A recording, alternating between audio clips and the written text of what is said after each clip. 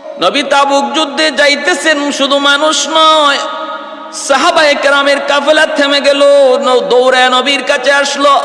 আয়েশা বলতেছি, ইয়া রাসূলুল্লাহ, আমাদের রাস্তা আটকায় দিছে একটা বিশাল বড় সাপ, সাপে আমাদের রাস্তা আটকায় দিছে গো নবী। আল্লাহর নবী তখন সামনে আগাইলেন, আগায় দেখতেছেন সাপটা দাঁড়ায় আছি। নবীজি তখন ডাক দিয়া বলতেছেন, কি ব্যাপার, রাস্তা আটকাইলা কেন? সাথে সাপের জবানটা খুলে গেল। সাপটা আওয়াজ দেয়া বলতেছে, মায়ার নবী গো, ওগো নবীজি, আমি হলাম এমন একজন জিন্নাত, আমি তো সাপ নই, আমি হলাম জিন্নাত। এই জায়গার মধ্যে আমি বসবাস করি। আমি কে জানেননি? আমার পরিচয় আপনি জানেননি? জিন মসজিদে যেই 9 জন জিন্নাত আপনার কাছে কালেমা পড়ে মুসলমান হয়েছিল, সেই 9 জনের একজন হলাম আমি। আমার সঙ্গী সাথী কে, তারা মারা গেছে, আমি শুধু একা জীবিত। আমি এই বসতিতে থাকি, এই জায়গায় থাকি। শুনতে পেলাম আপনি রাস্তা দিয়ে আজকে যুদ্ধে যাবেন সাহাবীদের সঙ্গে নিয়া, এজন্য আপনাকে এক নজর দেখতে এসেছি, আপনাকে সালাম জানাইতে এসেছি। আমার নবী রহমতের নবী কি এইভাবে আমার ভাইয়েরা বন্ধুরা জিন্নাত পর্যন্ত নবীর জন্য আশেক ছিল, প্রেমিক ছিল। ওই মহিলা যে তার স্বামী হারাইলো, ভাই হারাইলো, সন্তান হারাইলো, উহুদের ময়দানে নবীকে জীবিত দেইখা বলতেছে, চোখের পানিটা মুছে আর বলতেছে, নবী গো, ওগো মায়ার নবী, ওগো মায়ার নবী, আমি আমার সন্তান হারাইছি, আমি আমার সন্তান হারাইছি, আমার স্বামী হারাইছি, ভাই হারাইছি, সব হারাইছি, তবু আমার মনে কোনো ব্যথা নাই, আমার মনে কোনো ব্যথা নাই, মনে কষ্ট নাই। আপনাকে জীবিত দেখা মাত্র আমি আমার সন্তান হারানোর ব্যথা, স্বামী হারানোর ব্যথা, ভাই হারানোর ব্যথা, সমস্ত ব্যথা আমি ভুলে গেছি। খবরটা সত্য ছিল না, খবরটা ছিল মিথ্যা। শয়তান এই খবরটা মদিনায় রটায় দিল। যেই মাত্রই আওয়াজ মদিনার মানুষের কানে কানে যায় পৌঁছলো, নারী, শিশু, পুরুষ যারা ছিল সবাই দৌড়ায় ঘর থেকে বের হলো। নারীরা কাঁদতে কাঁদতে বের হয়ে গেল, শিশুরা পর্যন্ত খেলাধুলা বন্ধ করে দিল। দুধের শিশুটা মার দুধ খাওয়া বন্ধ করে দেয়। ঘর থেকে বের হয়ে সবাই নবী নবী করতে করতে উহুদের দিকে দৌড়ায়। সাহাবীরা কান্দে, মদিনার শিশুরা কান্দে, মদিনার নারীরা কান্দে। হানজালার কানে আওয়াজ আসলো, কান্নার আওয়াজ। সাথে সাথে নববধূর কাছ থেকে বিদায় নিয়ে তিনি দৌড় দিলেন উহুদের দিকে। লাফ দিয়া তলোয়ারটা হাতে নিয়ে তিনি বের হতে চাইলেন। বিবি জাবরে ধরলো। বিবি বলতেছে, স্বামী গো, উহুদে যাবা, নবীর সঙ্গে যুদ্ধে যাবা, আমার কোনো আপত্তি নাই, কিন্তু স্বামী গো, তোমার কাছে একটা অনুরোধ, গোসলটা তো তোমার ফরজ হয়েছে, অন্তত গোসলখানা করে যাও। হানজালা বলতেছে, বিবি গো, আমার গোসল করার মতো ধৈর্য আমার কাছে নাই। নবী যদি দুনিয়ায় না থাকে, আমি হানজালা দুনিয়া থেকে কোনো লাভ নাই। আমাকে তুমি আটকায়ও না, বাধা দিও না, সময় নষ্ট করো না, সময় নষ্ট করো না, তাড়াতাড়ি দ্রুত করে আমাকে উহুদে যাইতে দাও। হানজালা গোসল করাটার মতো ধৈর্য ছিল না। আল্লাহর নবী নাই এই খবর পাওয়ার পর পাগলের মতো তলোয়ার হাতে নিয়ে তিনি দৌড় শুরু করলেন। বের হইয়া দেখেন শিশুরা কান্দে, নারীরা কান্দে। ভাইরা, একজন নারী উহুদের দিকে দৌড়ায়, উহুদের দিকে দৌড়ায়, আমার নবী নাই, নবী নাই, হায় রে আমার নবী বুঝি নাই। এই কথা বলতে বলতে মহিলা উহুদের দিকে দৌড়ায়। একজন সাহাবীর সাথে দেখা, তিনি বলেন, মাগো কই যাও? কই উহুদে যাই। কই উহুদে যায় কোনো লাভ নাই, উহুদের ময়দানে তোমার সন্তান শহীদ হয়ে গেছে। মহিলা কান্না করে আর বলে, আমি আমার সন্তানের খবর নিতে উহুদে যাই না গো, আমি তো যাইতেছি আমার দিনের নবীর খবর নেওয়ার জন্য। বলো তোমরা আমার রহমতের নবী, মায়ার নবী, দয়ার নবী তিনি কেমন আছেন? সাহাবী বলেন, নবী আলহামদুলিল্লাহ জিন্দা আছেন, নবী আহত হয়েছেন কিন্তু নবী জীবিত আছেন। মহিলা শুকরিয়া আদায় করে তবুও দৌড়ায়। আরেকজন বলতেছে তোমার স্বামী উহুদের ময়দানে শহীদ হয়ে গেছি। মহিলায় কয় স্বামীর খবর নিতে আমি যাই না গো, আমি তো যাচ্ছি, আমার নবী কেমন আছে তাড়াতাড়ি বলো। সাহাবী বলতেছে নবী ভালো আছেন, আল্লাহর নবী জিন্দা আছেন, জীবিত আছেন, কিন্তু আমার নবী উহুদে আহত হয়েছেন। সামনের দিকে আগায়, আরেকজন ডাক দেয়া কয় মা সামনে যে কোনো লাভ নাই, উহুদের ময়দানে তোমার ভাই শহীদ হয়ে গেছে।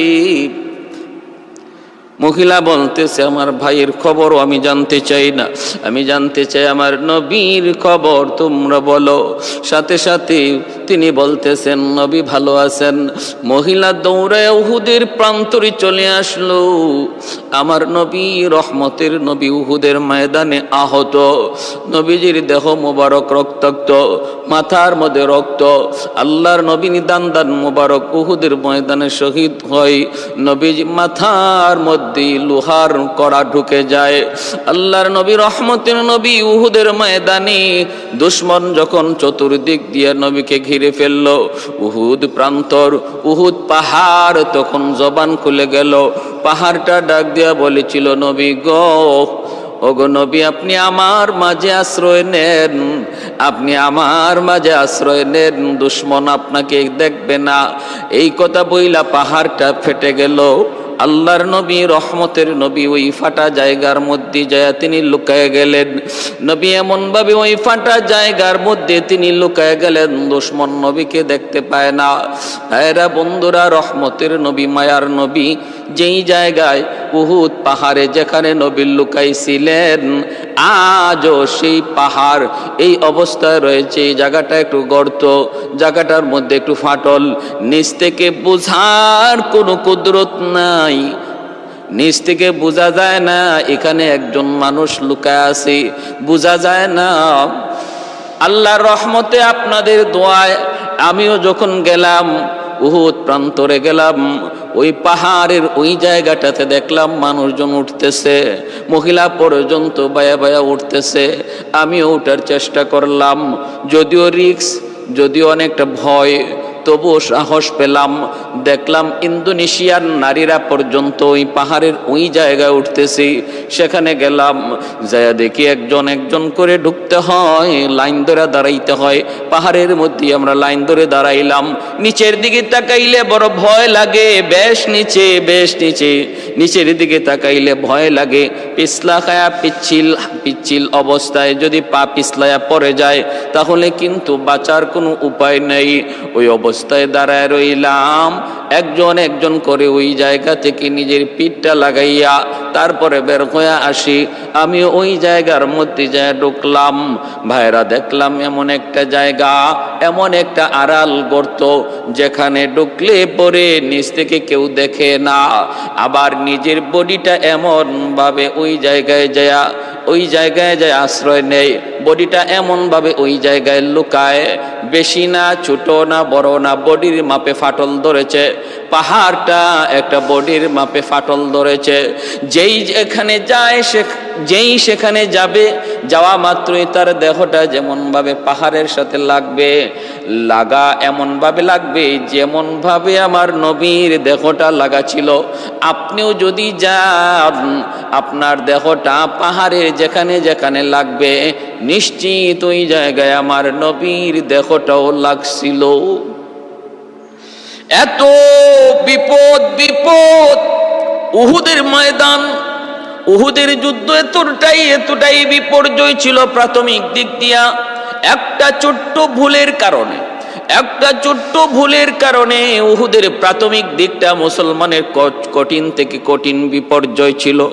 আমার নবী রহমতের নবী পাহাড়ের ওই জায়গায় তিনি লুকায় ছিলেন, দুশমন দেখে না। তখন দুশমন মনে মনে ভাবতেছিল মোহাম্মদ মনে হয় নাই, মুহাম্মদ মনে হয় কতল হয়ে গেছি। শয়তান মদিনায় ওই খবরটাও রটায় দিছি, মিথ্যা খবর রটায় দিছে মুহাম্মদ কতল হয়ে গেছে উহুদে। বাইরা কিন্তু না, আমার নবী আহত ছিলেন। নবীর দিকে বৃষ্টির মতো তীর মারতেছিল দুশমন। নবী যখন পাহাড়ের নিচে ছিলেন, হযরতে তালহা রাদিয়াল্লাহু তাআলা আনহু আমার নবীকে তিনি নিজের বুক দিয়া আড়াল করে ধরলেন, বুক দিয়া জাবড়ায় ধরলেন, বলতেছেন নবী গো, আমি তালহার জীবন যাবে যাক, কিন্তু একটা তীর আমি আপনার গায়ে লাগতে দিমু না। এমন ভাবে জড়ায় ধরলেন, পিঠটা দিলেন দুশমনের দিকে। বৃষ্টির মতো দুশমন তীর মারতে লাগলো। প্রত্যেকটা তীর হযরত তালহা রাদিয়াল্লাহু তাআলা আনহুর পিঠের মধ্যে আইসা লাগলো। চালনির মতো যাত্রা হয়ে গেছে, শহীদ হয়ে গেলেন, কিন্তু আমার নবীর গায়ে তীর লাগতে দেন নাই, নবীর গায়ে তীর লাগতে দেন নাই। বাইরা বন্ধুরা, আল্লাহর নবী, রহমতের নবী, শহীদ সুহাদায়ে কেরামের লাশ যখন দেখতেছেন, দেখেন তালহার দেহের অবস্থাটা এত খারাপ, একটা চালনির ছিদ্র যেমন, তার বডিটাও এমন হয়ে গেছে। আল্লাহ, তুমি তোমার নবীর সাহাবায়ে কেরামের উপর রাজি হয়ে যাও। আল্লাহ, তোমার নবীর সাহাবায়ে কেরামের মর্যাদার মাকাম বাড়াও। উলাইকা আসহাবু মুহাম্মাদিন সাল্লাল্লাহু আলাইহি ওয়াসাল্লাম আবাররাহা কুলুবান ওয়া আ'মাকাহা ইলমান ওয়া আকাল্লুহা তাকাল্লুফা ইখতারাহুমুল্লাহু লিসুহবাতি নবিয়্যিহি ওয়া লিইকামাতি দীনিহি। হযরত হানজালা রাদিয়াল্লাহু তাআলা আনহু, তিনি তো তলোয়ার হাতে নিয়া উহুদে এসে ঢুকে গেলেন। উহুদের ময়দানে ডুইকা আওয়াজ দিলেন, দুশমনের দল, তোরা নাকি আমার নবীকে শহীদ করে দিয়েছ। আমার নবী যদি না থাকে, আমি হানজালা দুনিয়ায় থাকার কোনো অর্থ নাই। বাসরঘর বিসর্জন দিয়া নতুন বিবির মায়া মহব্বত কোরবানি দিয়ে আমি জিহাদের ময়দানে এসেছি রে। আজকে আমি হানজালার তলোয়ার থেকে একটা বেঈমানরও ফিরত যাইতে দিমু না। আওয়াজ দিলেন চিৎকার দিয়া, আমি তো বাসরঘর ছেড়ে এসেছি, নতুন বিবির মায়া কোরবানি দিয়ে এসেছি। আমি হানজালা, আমার নবী নাই, আমার থাকার প্রয়োজন নাই। আমি একটা বেঈমানরও জীবিত মক্কায় যেতে দেব না। তলোয়ার চালাইলেন বীর বিক্রমে। আল্লাহ সেই তলোয়ারের মধ্যে কুদরতি শক্তি দিয়ে দিলেন। কুদরতি শক্তি, বৃষ্টির মতো তীর মারতেছে, কিন্তু হানজালার তলোয়ারও চলতেছে। মুহূর্তের মধ্যে শয়ে শয়ে দুশমনরে জাহান্নামে পাঠায়া হযরত হানজালা রাদিয়াল্লাহু তাআলা আনহু উহুদের ময়দানে তিনি শহীদ হয়ে গেলেন। ভাইরা বন্ধুরা, আমার নবী, রহমতের নবীর প্রিয় প্রাণপ্রিয় চাচা আমির হামজা রাদিয়াল্লাহু তাআলা আনহু, তিনিও উহুদের ময়দানে শহীদ। 70 জন সাহাবী উহুদের ময়দানে শহীদ। হানজালা রাদিয়াল্লাহু তাআলা আনহু, তিনিও উহুদের ময়দানে শহীদ হয়েছিলেন। আজও আমির হামজার কবর সহ শুহাদায়ে উহুদের ওই কবরস্থান উহুদের ময়দানে আছে। আপনারা যারা আল্লাহর ঘর দেখতে যাবেন, মদিনা জিয়ারত করবেন, উহুদ প্রান্তরে গেলে পরে আপনারা দেখতে পাবেন শুহাদায়ে কেরামের ওই কবরস্থানগুলা এরকম ভাবে সংরক্ষিত করে রেখে দেওয়া হয়েছে। আমির হামজা রাদিয়াল্লাহু তাআলা আনহুর উপর ক্ষিপ্ত ছিল মক্কার কাফিররা, কারণ বদরের ময়দানে মার্কা মারা কয়েকটা কাফেরকে আমির হামজা হত্যা করেছিলেন। এ ভাই, জুবাইর ইবনে মুতিমের চাচা, জুবাইর ইবনে মুতিমের গোলাম ছিল ওয়াহশী। হযরত ওয়াহশী রাদিয়াল্লাহু তাআলা আনহু, তিনি ছিলেন গোলাম জুবাইর ইবনে মুতিমের। তখনও তিনি কালেমা পড়ে মুসলমান হন নাই ওয়াহশী। জুবাইর বলতেছে, ওয়াহশী রে, আমার চাচাকে আমির হামজা বদরে হত্যা করেছে, উহুদের ময়দানের প্রতিশোধ নিতে চাই। তুই যদি হামজারে হত্যা করতে পারু, তাহলে আমি তোরে আজাদ করে দিব। আজাদ আজাদের নেশায় ওয়াহশী তলোয়ার ধারায়, বল্লম ধারায়। একটাই টার্গেট, আমিরে হামজাকে হত্যা করা লাগবে, শহীদ করা লাগবে। যদি আমি শহীদ করতে পারি তাহলে আমি চিরদিনের জন্য আজাদ। তখনকার সময় একজন গোলামের সবচেয়ে বড় চাওয়া আর পাওয়া, সবচেয়ে বড় সম্পদ ছিল তার আজাদি। এজন্য ওয়াহশী দিন রাত শুধু বল্লম ধারায় আর কল্পনা করে কেমনে হামজারে হত্যা করবে। সেই ওয়াহশী উহুদের ময়দানে, যুদ্ধের ময়দানে সামনে নাই, পিছনে পিছনে শুধু টার্গেট একটাই, হামজা কোন দিকে। আমিরে হামজাকে টার্গেট নিয়ে ওয়াহশী পাথরের আড়ালে আড়ালে শুধু ধ্যান ধরে বসে আছে, খাপ ধরে বসে আছে। কখন জানি হামজা তার নিয়ন্ত্রণে আসবে, আর আড়াল থেকে পিছন থেকে হামজার গায়ে সে বল্লম মারবি। সুযোগ খুঁজতেছে ওয়াহশী, সুযোগ পেয়ে গেল ওয়াহশী, সুযোগ, একটা সুযোগ পেয়ে গেল, সুযোগ হাতছাড়া করে নাই। আমিরে হামজা তার কাছাকাছি আসা মাত্রই বল্লমটা পিছন দিক দিয়া আমিরে হামজার দেখে মারলো। বাইরা বন্ধুরা, পিছন দিক দিয়া বল্লমটা ঢুকলো, সামন দিক দিয়া বের হয়ে গেল। আল্লাহর নবীর প্রাণ প্রিয় চাচা আমিরে হামজা আমার নবীর কলিজা, আমার নবীর কলিজার টুকরা ছিলেন। মায়ার নবী, রহমতের নবী, তিনি অনেক ভালোবাসতেন, মহব্বত করতেন। আমিরে হামজা রাদিয়াল্লাহু তাআলা আনহু বীর বাহাদুর একজন সাহাবী ছিলেন। মায়ার নবীর ডান হাত ছিলেন, ডান হাত। আমিরে হামজা রাদিয়াল্লাহু তাআলা আনহু তিনি মাটিতে লুটায় পড়লেন। অনেকগুলা দুশমনকে জাহান্নামে পাঠানোর পর ওয়াহশীর ওই বল্লমের আঘাতে আমিরে হামজা লুটিয়ে পড়লেন। এইদিকে দিক বেদিক সাহাবায়ে কেরাম ছুটাছুটি করতেছেন একটা ভুলের কারণে। কারণ নবী বলেছিলেন 50 জন তীরন্দাজকে তোমরা ওই গিরিপথটা কখনো ছাড়বা না, এই দিক দিয়ে আক্রমণের আশঙ্কা রয়েছে। মুসলমানরা যখন দুশমনদেরকে ভাগাইতে লাগলেন, ভাগতেছে দুশমন, প্রথম দিকের ঘটনা, ভাগতেছে, তখন হঠাৎ করে ওই অবস্থায় 50 জন তীরন্দাজ তারা নিজের জায়গাটা ছেড়ে দিলেন গনিমতের মাল সংগ্রহ করার জন্য।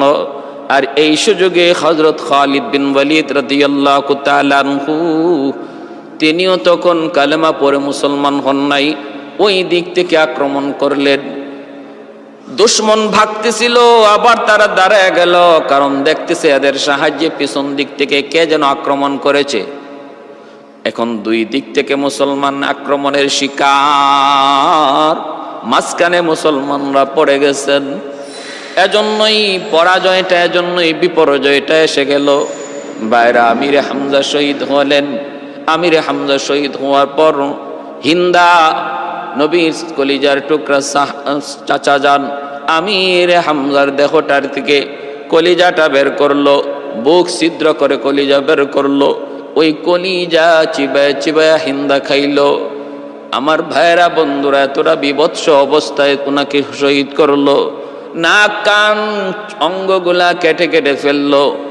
ও ভাইরা বন্ধুরা, আমার নবী, রহমতের নবী, উহুদের শহাদায়ে উহুদের সমস্ত লাশগুলা একত্রিত করার পর নবী যখন চাচার হালতটা যায় দেখলেন, আল্লাহর নবী যখন দেখলেন চাচার হালতটা, নবীর চোখ থেকে দর দর করে অশ্রু জড়ে।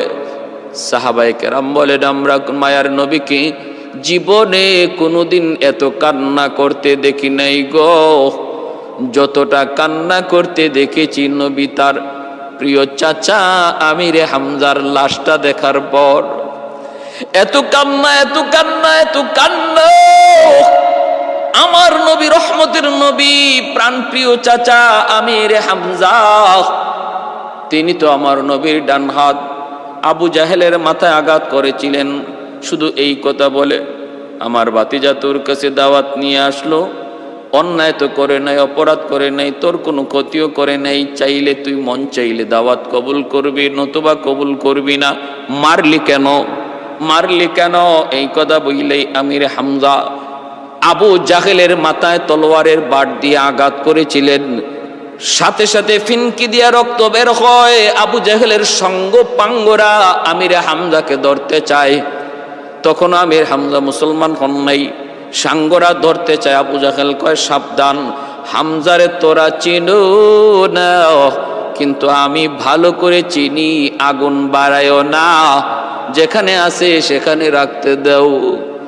আমির হামজা বলেন, রে আবু জেহেল শুন, আমার ভাতিজা ইসলাম প্রচার করে, এটাই যদি তার অপরাধ হয়, এটাই যদি তোর কাছে তার অপরাধ হয়, তাহলে আজকে জেনে নে আমি হামজা বলতেছি, আজ থেকে আমি আর এই মূর্তি পূজার ধর্মে নাই। আমি এখন থেকে তোদের সামনে জানাইলাম, আমি আমার ভাতিজা মুহাম্মদের ধর্ম গ্রহণ করলাম। সাথে সাথে আমির হামজা নবীর দরবারে আইসা নবীর হাতে হাত রেখে কালেমা পরে মুসলমান হয়ে গেছেন। মায়ার নবী বলেছিলেন, চাচা যান, মাথা থেকে রক্ত ঝরছি, তবু আমার মনে কোনো কষ্ট নাই, আমি খুশি হয়ে গেলাম, দিলটা খুশি হয়ে গেল চাচা আপনার ইসলাম গ্রহণ দেখে। কারণ আমিরে হামজা ছিলেন আমার নবীর বাল্য বন্ধু এবং নবীর সমবয়সের খেলার সাথী। দীর্ঘদিন একসাথে বড় হয়েছেন, বাল্যকাল একসাথে কেটেছে, কত স্মৃতি। নবীর আপন চাচা আমিরে হামজা রাদিয়াল্লাহু তাআলা আনহু কিন্তু সমবয়সের ছিলেন, বাল্যকালের বন্ধু ছিলেন। এই চাচার লাশটা যখন দেখতেছেন উহুদের ময়দানে, নাক কাটা, কান কাটা, কলিজা নাই, কলিজা নাই, কলিজা ছিদ্র কইরা কলিজা নিয়ে গেছে, বুক ছিদ্র কইরা কলিজা নিয়ে গেছে হিন্দা। আমির হামজার উপরে এত খেপা ছিল, এত খেপা, আল্লাহ নবীর চোখ থেকে দর দর করে পানি পড়তেছে। শুহাদায়ে কেরামের লাশগুলি নবী দেখতেছেন। ওই অবস্থায় মায়ার নবী রহমতের নবী দেখেন একজন নববধূ পাগল হইয়া উহুদের ময়দানে দৌড়াইতেছে। উহুদের ময়দানে আইসা বলতেছে, উহুদের ময়দানে আইসা নবীকে বলতেছে, মায়ার নবী গো, ওগো নবী একটু শুনুন গো নবী, ওগো নবী আমি হলাম আপনার সাহাবী হানজালার স্ত্রী, মাত্র আমাদের বিয়ে হয়েছে। ওগো নবীজি, আল্লাহর নবী গো, নবী নাই, নবী নাই। এই খবর মদিনায় যখন প্রচার হয়ে গেল, আমার স্বামী হানজালা বাসর ঘর রাইখা সাথে সাথে তলোয়ার নিয়ে সে উহুদের দিকে দৌড়াইছে। তার গোসল ফরজ ছিল গো নবী, আমি গোসল করার জন্য বলেছিলাম, কিন্তু সে তা করে নাই। সে বলছে না, এতটুকু ধৈর্য আমার কাছে নাই, গোসল সারা জিহাদে চলে এসেছি। ওগো নবীজি, আমি খবরখানা আপনাকে জানানোর জন্য উহুদে এসেছি, শুধু এতটুকু খবর জানানোর জন্য। কারণ আমি তো জানি শুহাদায়ে কেরামের লাশটাকে গোসল ছাড়া দাফন করা হয়, গোসল ছাড়া দাফন করা হয়। কেন? কারণ হলো শুহাদায়ে কেরাম হাসরের ময়দানে যখন আল্লাহর সামনে দাঁড়াবে, আল্লাহ পাক রব্বুল আলামিন বলবে, কি নিয়ে আইছো? তখন কইব, মালিক আমি তো তোমার রাস্তায় শহীদ হয়েছি। আল্লাহ পাক বলবেন, সাক্ষ্য কি? কারো সাক্ষ্য হবে মসজিদে নববীর মিম্বর, কারো সাক্ষ্য হবে কোরআনের পাতা। মসজিদে নববীর মিম্বর সাক্ষ্য হবে হযরত ওমর ফারুক রাদিয়াল্লাহু তাআলা আনহুর শাহাদাতের সাক্ষী হবে মসজিদে নববীর মিম্বর। কারণ নামাজ পড়া অবস্থায় হযরত ওমর ফারুক রাদিয়াল্লাহু তাআলা আনহুকে হত্যা করা হয়েছিল। নামাজ পড়া অবস্থায় ওমরের গায়ে ছুরি চালানো হয়েছিল। মসজিদে নববীর মিম্বর রক্তাক্ত হয়ে গেছিল। বাইরের জন্য হযরত ওমর ফারুক রাদিয়াল্লাহু তাআলা আনহুর শাহাদাতের সাক্ষী হবে আমার নবীর মসজিদের মিম্বর। ওসমান গনি রাদিয়াল্লাহু তাআলা আনহুর শাহাদাতের সাক্ষী হবে আল্লাহর কোরআনের পাতা। কারণ ওসমান গনি তিনি যখন স্বপ্নে দেখলেন মায়ার নবী বলতেছেন, রে ওসমান, আজ তুমি রোজা রাখছো কিন্তু ইফতার করবা আমি নবীর সাথে সাথে ওসমান গনি বুঝে ফেলছেন ইফতারের আগেই তিনি শহীদ হয়ে যাবেন। দুশ্মন চতুর্দিক দিয়ে উনাকে ঘেরাও করে রাখছি।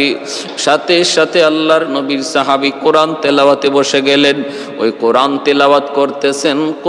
তেলাওয়াত করতেছেন আর দুশ্মন ভিতরে ঢুকলো। ঢুইকা উনাকে তেলাওয়াত করা অবস্থায় আঘাত করলো মাথায়, ফিনকি দিয়া রক্তগুলি কোথায় পড়লো? কই জমিনে নয় রে, আল্লাহর কালামের পাতাটা রক্তে লাল হয়ে গেল। এজন্য উসমান গনি রাদিয়াল্লাহু তাআলা আনহুর শাহাদাতের সাক্ষী হবে আল্লাহর কোরআনের পাতা। এইভাবে অনেক শুহাদায়ে কেরামের সাক্ষী হবে।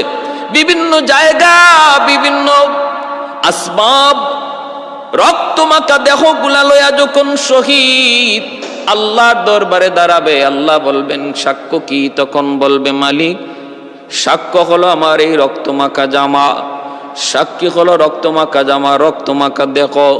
এই রক্তমাখা দেখো আর রক্তমাখা জামা নিয়া হাসরের ময়দানে শহীদগণ আল্লাহর সামনে দাঁড়াবে। আল্লাহ পাক রব্বুল আলামিন বাইপাস তাদেরকে তখন জান্নাতে ঢুকায় দিবেন। শুহাদায়ে কেরামের কোনো প্রশ্ন হবে না, নামাজের প্রশ্ন, রোজার প্রশ্ন, হজের প্রশ্ন করা হবে না। শুধুমাত্র মানুষের ঋণ, মানুষের হক ব্যতীত আর কোনো প্রশ্ন শহীদগণের করা হবে না। আল জিহাদু মুখতাসারু তরিকিন ইলাল জান্নাহ। মায়ার নবী বলেন জিহাদ হলো সংক্ষিপ্ত রাস্তা জান্নাতে যাওয়ার সংক্ষিপ্ত রাস্তা, বাইপাস রাস্তা হলো জিহাদ। এজন্য আল্লাহ পাক রব্বুল আলামিন শুহাদায়ে কেরামের শাহাদাতের সাক্ষী, তার রক্তমাখা দেখো আর জামা, এটা দেখা মাত্রই বাইপাস তাদেরকে জান্নাতে দিবেন। হযরতে হানজালা রাদিয়াল্লাহু তাআলা আনহুর বিবি ডাক দিয়া বলেন নবী গো, আমি জানি রক্তমাখা দেখো আর জামা নিয়েই শহীদগণকে দাফন করা হয়, কিন্তু যদি কারো গোসল ফরজ হয়ে থাকে তাহলে তারে গোসল দিয়েই দাফন করতে হয়। আমি শুধুই খবরটা জানাইতে এসেছি গো নবী, আমার স্বামী গোসল ফরজ হয়েছিল, আপনি কিন্তু গোসল ছাড়া দাফন দিয়েন না। যদি আমার স্বামী শহীদ হয়ে থাকেন তাহলে কাল কিয়ামতের ময়দানে আল্লাহর তৈরি জান্নাতে দেখা হবে। আমার কোনো আফসোস নাই। আল্লাহর নবী বললেন সাহাবীরা, কোথায় আমার হানজালা? তোমরা তালাশ করো। শুহাদায়ে কেরামের লাশের মধ্যে হানজালার লাশ পাওয়া যায় না, যারা জীবিত আছেন তাদের মধ্যে হানজালাকে পাওয়া যায় না। আল্লাহর নবী তন্ন তন্ন করে উহুদের ময়দান খুঁজতেছেন, সাহাবায়ে কেরামদেরকে নিয়ে খুঁজতেছেন, কিন্তু হানজালার লাশ কোথাও পাওয়া যায় না, হানজালা জীবিতদের মধ্যেও পাওয়া যায় না। এইবার বিবিত দাঁড়ায় আছে, কয় না আমার স্বামী জিহাদে আসছে, বিবিত সাক্ষী আমার স্বামী জিহাদে চলে আসছে। কুশলটা পর্যন্ত ধৈর্য ধরে নাই। আল্লাহর নবী হাত উঠায় দিলেন, চোখ দিয়া নবীর অশ্রু ঝরে কান্দেন। আর নবী হাত উঠায় বলতেছেন মালিক আমার হানজালা কোথায়? ও মালিক আমার হানজালা কোথায়? তুমি একটু খবর বলে দাও। আল্লাহ পাক রব্বুল আলামিন জিবরাইল মারফতে জানিয়ে দিলেন, বন্ধু আমার, তোমার হানজালার শাহাদাতের উপর আমি আল্লাহ এত খুশি হয়েছি, এত খুশি যে হানজালা দুনিয়ার জগতে গোসল ফরজ হওয়ার পর গোসল করাটা তার ধৈর্য ধরল না। নবীর প্রেম, নবীর ভালোবাসার মহব্বত, দ্বীনের ভালোবাসা অন্তরে থাকার কারণে আমি আল্লাহ তার শাহাদাতের উপর এত খুশি হয়েছি গো নবী। তোমার সাহাবী হানজালাকে আমি দুনিয়ার পানি দিয়ে গোসল করাই নাই, তার লাশটারে আমি আকাশে উঠাইয়া আমার সম্মানিত ফেরেশতা দ্বারা জান্নাতি পানি দিয়ে আমি তারে গোসল করাইতেছি। সৈয়দে কৌনৈন তেরি জানে সারো কো সালাম, সৈয়দে কৌনৈন তেরি জানে সারো কো সালাম, यानी गिरदोन नबूवत के सितारों को सलाम, यानी गिरदोने नबूवत के सितारों को सलाम, उन हिजाजी गाजियों को शहसवारों को सलाम। यानी गिरदोने नबूवत के सितारों को सलाम। আল্লাহর নবী রহমতের নবী বলেন, সাহাবীরা শান্ত হও, আমার হানজালার তালাশ করে কেউ পাবা না। আমার হানজালার লাশ আকাশে, দুনিয়ার কোনো পানি দিয়া নয়, দুনিয়ার কোনো মানুষের হাত দিয়া নয়, আল্লাহ পাকের নূরের তৈরি ফেরেশতা দিয়া, জান্নাতি পাথর জান্নাতি পানি দিয়ে আল্লাহ পাক রব্বুল আলামিন হানজালারে গোসল করাইতেছে।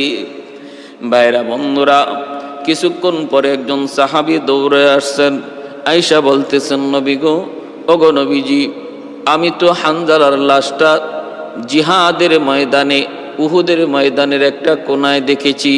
আল্লাহর নবী রহমতের নবী সাহাবীদেরকে নিয়ে দৌড়ায় গেলেন।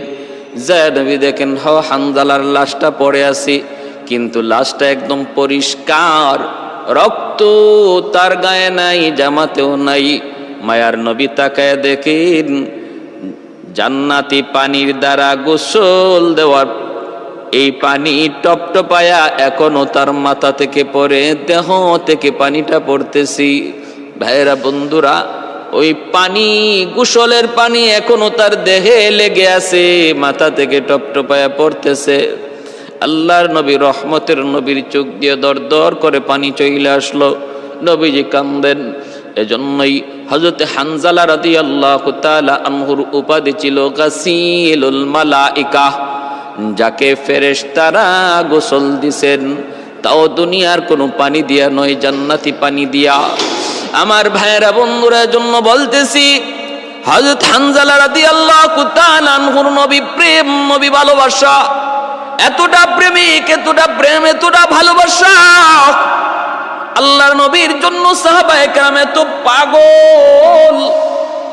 নবী তাবুক যুদ্ধে যাইতেছেন, শুধু মানুষ নয়, সাহাবায়ে কেরামের কাফেলা থেমে গেল, দৌড়ায় নবীর কাছে আসলো।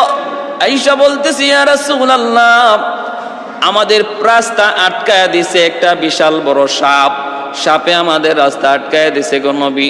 আল্লাহর নবী তখন সামনে আগাইলেন, আগায় দেখতেছেন সাপটা দাঁড়ায় আছি। নবীজি তখন ডাক দিয়া বলতেছেন, কি ব্যাপার, রাস্তা আটকাইলা কেন? সাথে সাথে সাপের জবানটা খুলে গেল। সাপটা আওয়াজ দেয়া বলতেছে, মায়ার নবী গো, ওগো নবীজি, আমি হলাম এমন একজন জিন্নাত, আমি তো সাপ নই, আমি হলাম জিন্নাত, এই জায়গার মধ্যে আমি বসবাস করি। আমি কে জানেননি, আমার পরিচয় আপনি জানেননি। জিন মসজিদে যেই 9 জন জিন্নাত আপনার কাছে কালেমা পড়ে মুসলমান হয়েছিল, সেই 9 জনের একজন হলাম আমি। আমার সঙ্গী সাথী কেউ দুনিয়ায় নাই, তারা মারা গেছে, আমি শুধু একা জীবিত। আমি এই বসতিতে থাকি, এই জায়গায় থাকি। শুনতে পেলাম আপনি রাস্তা দিয়ে আজকে যুদ্ধে যাবেন সাহাবীদের সঙ্গে নিয়া, এজন্য আপনাকে এক নজর দেখতে এসেছি, আপনাকে সালাম জানাইতে এসেছি। আমার নবী রহমতের নবী কি এইভাবে আমার ভাইয়েরা বন্ধুরা জিন্নাত পর্যন্ত নবীর জন্য আশেক ছিল, প্রেমিক ছিল। ওই মহিলা যে তার স্বামী হারাইলো, ভাই হারাইলো, সন্তান হারাইলো, উহুদের ময়দানে নবীকে জীবিত দিকে বলতেছে, চোখের পানিটা মুছে আর বলতেছে, নবী গো, ওগো মায়ার নবী, ওগো মায়ার নবী, আমি আমার সন্তান হারাইছি, আমি আমার সন্তান হারাইছি, আমার স্বামী হারাইছি, ভাই হারাইছি, সব হারাইছি, তবু আমার মনে কোনো ব্যথা নাই, আমার মনে কোনো ব্যথা নাই, মনে কষ্ট নাই। আপনাকে জীবিত দেখা মাত্র আমি আমার সন্তান হারানোর ব্যথা, স্বামী হারানোর ব্যথা, ভাই হারানোর ব্যথা, সমস্ত ব্যথা আমি ভুলে গেছি। উলাইকা আসহাবু মুহাম্মাদিন সাল্লাল্লাহু আলাইহি ওয়াসাল্লাম আবাররাহা কুলুবান ওয়া আ'মাকাহা ইলমান ওয়া আকাল্লুহা তাকাল্লুফা ইখতারাহুমুল্লাহু লিসুহবাতি নাবিয়্যিহি ওয়া লিইকামাতি দীনিহি ফারিফু লাহুম ফাদলাহুম ওয়াত্তাবিউহুম ফি হাদিয়িহিম ওয়া সিয়ারিহিম ফাইন্নাহুম কানু আলাল হুদাল মুস্তাকিম। এরাই ছিলেন আমার নবীর সাহাবী, যাদের ব্যাপারে আল্লাহ পাক রাদিয়াল্লাহু আনহুম ওয়া রাদু বলেছেন, যাদের ব্যাপারে আল্লাহ পাক বলেছেন উলাইকা হুমুস সাদিকুন উলাইকা হুমুল মুফলিহুন, যাদের ব্যাপারে আমার আল্লাহ বলেছেন উলাইকাল্লাযীনা নামতাহানাল্লাহু কুলুবাহুম লিত্তাকওয়া। সাহাবী যোগ্যতার বলে হওয়া যায় না, আল্লাহ কলবের পরীক্ষা নেন। এই কলবের পরীক্ষায় যারা পাশ করে তারাই নবীর সাহাবী হওয়ার যোগ্যতা লাভ করে। এটা লিখনির মাধ্যমে আর মুখের মাধ্যমে কোনো পরীক্ষা নেওয়া হয় না। সাহাবী হওয়ার জন্য পরীক্ষা নেন আল্লাহ স্বয়ং নিজে, তাও পরীক্ষা নেন কলবের। যারা এই কলবের পরীক্ষায় পাশ করছেন তারাই নবীর সাহাবী হয়েছেন। আমার ভাইরা, এই সমস্ত সাহাবায়ে কেরাম হলেন আমাদের জন্য মডেল, আমাদের জন্য মডেল, আমাদের জন্য অনুসরণীয়। আল্লাহ নবী বলেন আসহাবিকান নুজুম বিআইয়িহিম ইকতাদাইতুম ইহতাদাইতুম। আমার প্রত্যেকটা সাহাবে আকাশের নক্ষত্র স্বরূপ, যে কোনো সাহাবিকে অনুসরণ করবা তোমরা হেদায়েতের রাস্তা পেয়ে যাবা, জান্নাত পেয়ে যাবা। এজন্য আমরা সাহাবায়ে কেরামের জীবনকে অনুসরণ করি, কিভাবে তারা দিন প্রতিষ্ঠার জন্য আল্লাহর নবীর জন্য নিজের জীবন বিলিয়ে দিয়েছেন। সোয়া লক্ষ সাহাবায়ে কেরাম মায়ার নবী আরাফার ময়দানে রেখে গেছেন, কিন্তু 10,000 সাহাবীর কবর মক্কা মদিনায় পাওয়া যায়, বাকি 1,00,000 সাহাবীর কবর মক্কা মদিনায় নাই, নিজের দেশে নাই, নিজের বাড়িতে নাই। পৃথিবীর দিক দিগন্তে, পৃথিবীর বিভিন্ন প্রান্তরে ছড়িয়ে আছেন তাদের কবর। তারা সেখানে দিনের দাওয়াতের জন্য গেছেন আর দেশে ফিরেন নাই, কবরও সেখানে হয়ে গেছে। বাংলাদেশের জমিন হয়েও এরকমভাবে 3 জন সাহাবী এসেছিলেন, তারা চীন গেছেন, ভারত হইয়া বাংলাদেশ হইয়া চীন গেছেন। কোন ঐতিহাসিকরা বলেন বাংলাদেশেও নাকি একজন সাহাবীর কবর আছে, কিন্তু সেটা কোথায় নির্ধারিত কোনো স্থান নাই। চীনে আছে, চীনে 3 জন সাহাবীর কবর রয়েছে। এইভাবে পৃথিবীর দিক দিগন্তে দাওয়াতের কাজ নিয়ে, মিশন নিয়ে তারা গেছেন, সেখানেই জীবন কাটাইয়া দিয়েছেন। আমার ভাইয়েরা, বন্ধুরা, এজন্য আসুন আমরা আল্লাহর নবীর সাহাবায়ে কেরামের সম্মান বুঝি এবং তাদের মতো নিজের জীবন গড়ি। দিলের ভিতরে আল্লাহ রসুলের মহব্বতকে দুনিয়ার সকল মহব্বতের উপরে রাখি, যেভাবে তারা রাখছেন। আল্লাহ তৌফিক দান করুন।